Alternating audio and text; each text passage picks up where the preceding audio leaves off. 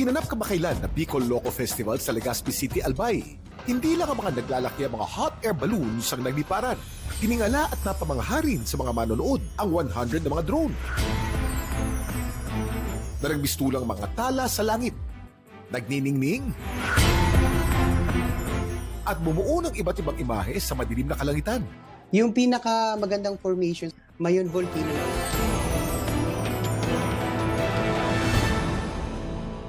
Kuya Kim, ano nga ba ang drone?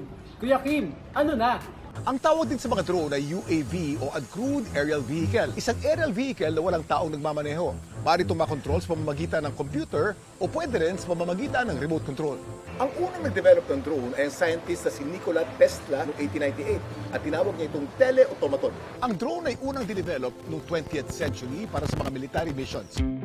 Fast forward to 2024, marami ng iba't ibang klase ng drone na nagagamit sa iba't ibang mga recreational activities. Ayon sa grupo na nasa likod ng pinag-uusapang drone show, para makabuo nito, dapat ang imahinasyon, sky's the limit. Napoprogram yan eh. Yung gusto mo ipalabas, gusto mo umikot, yun ang pine-prepare nila sa programa. Naka-ready na yan, ilalatag lang nila yung drone sa mga ganito kalaking area.